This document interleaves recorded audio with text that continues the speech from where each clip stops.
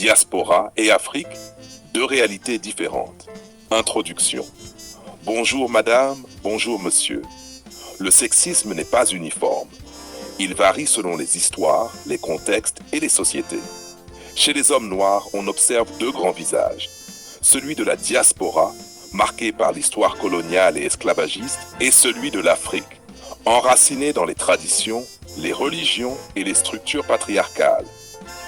Aujourd'hui, nous allons analyser ces deux dimensions, comprendre leurs origines, illustrer par des exemples concrets et surtout proposer des pistes pour dépasser ces logiques. 1. Le sexisme des hommes noirs de la diaspora. A. Héritage de l'esclavage et du colonialisme. L'homme noir a été historiquement dépossédé de son rôle de chef de famille. La femme noire a souvent dû assumer seule le foyer, ce qui a créé une tension durable. Résultat, un déséquilibre de genre où l'homme cherche parfois à reprendre une autorité perdue. B. Sexisme paradoxal. Dans la diaspora, l'homme noir subit lui-même le racisme et la domination structurelle. Parfois, il reporte cette frustration sur la femme noire, en cherchant à la dominer.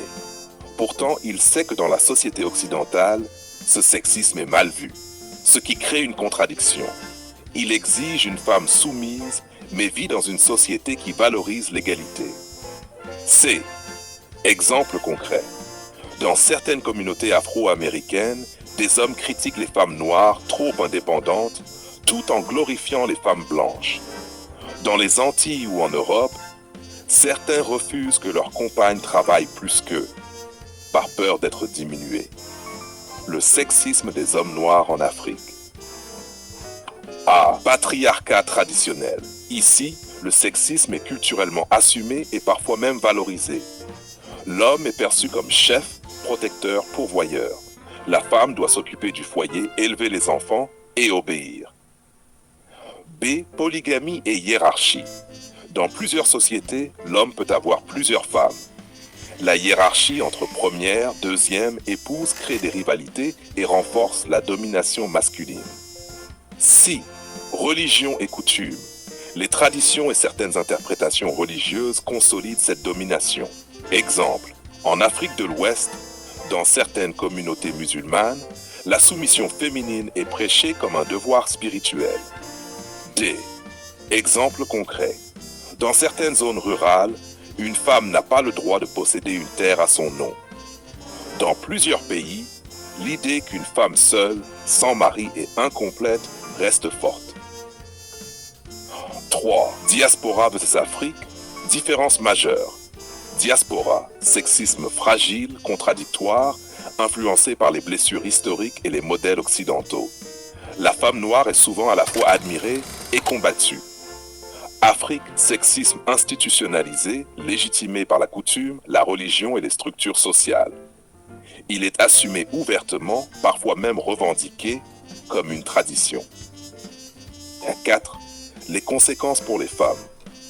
Dans la diaspora, les femmes noires sont accusées d'être trop fortes, trop indépendantes. Beaucoup se retrouvent seules avec des enfants, faute de coopération équilibrée. En Afrique, les femmes subissent la pression sociale de se marier jeunes, d'accepter la polygamie et de ne pas contester l'autorité masculine. Les violences conjugales et le mariage forcé existent encore dans certaines zones. 5. Solutions et pistes d'évolution. A. Dans la diaspora, reconstruire la confiance entre hommes et femmes noirs. Déconstruire l'idée que la domination masculine est une preuve de virilité. Valoriser les couples équilibrés où l'homme et la femme coopèrent. B. En Afrique, promouvoir l'éducation des filles et l'autonomie financière des femmes. Réinterpréter les traditions pour les adapter à la modernité.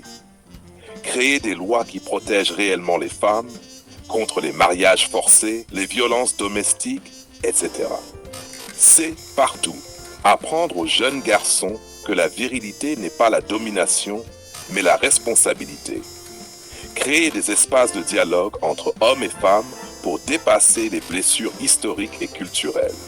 Conclusion. Bonjour madame, bonjour monsieur. Le sexisme des hommes noirs, qu'ils soient en diaspora ou en Afrique, n'a pas les mêmes racines ni les mêmes formes. Mais il produit le même résultat. Une limitation de la liberté et du potentiel des femmes. La différence est que dans la diaspora, ce sexisme est contradictoire et fragile, alors qu'en Afrique, il est institutionnalisé et assumé. L'avenir repose sur la capacité à réinventer les relations hommes-femmes, non pas dans la domination, mais dans la coopération et la complémentarité. Merci de votre écoute. The Homme Noir, Diaspora versus Afrique.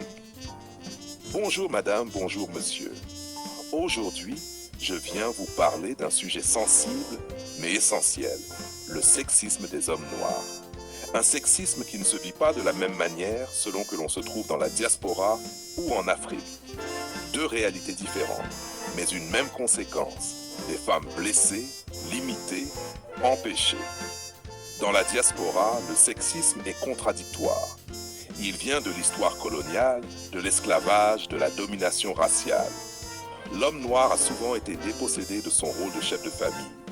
Alors aujourd'hui, certains cherchent à réaffirmer leur autorité. Mais ils vivent dans des sociétés où l'égalité est la norme. Résultat, un paradoxe. Ils reprochent aux femmes noires d'être trop indépendantes, trop fortes, mais dans le même temps, ils savent que sans cette force, beaucoup de familles noires n'auraient jamais tenu debout. En Afrique, c'est différent. Le sexisme est assumé. Il est légitimé par la coutume, la religion, la tradition. L'homme est chef, la femme suit. La polygamie est admise. Les décisions appartiennent à l'homme. On dit, c'est la culture. Mais une habitude injuste peut être appelée culture. Elle n'en reste pas moins injuste. Alors, diaspora ou Afrique, quelle différence? Dans la diaspora, le sexisme est fragile, contradictoire. En Afrique, il est institutionnalisé, revendiqué. Mais au final, la femme y perd toujours. Soit on lui reproche sa force, soit on nie son droit à la liberté. Et maintenant, je m'adresse à vous, mesdames et messieurs. Un homme véritable n'a pas besoin d'écraser pour exister. Un homme véritable n'a pas besoin de dominer pour être respecté. La virilité, ce n'est pas la possession. La virilité, c'est la responsabilité. Alors oui, il y a une autre voie, celle de la coopération, celle de la complémentarité, celle du dialogue. Un couple n'est pas un champ de bataille. Un couple, c'est un chantier à construire ensemble. Et si l'homme noir veut vraiment reconstruire son image, il doit comprendre une chose. Aimer sans posséder. Protéger sans écraser, construire avec, pas au-dessus. Je suis la voix des sans-voix. Merci de votre écoute.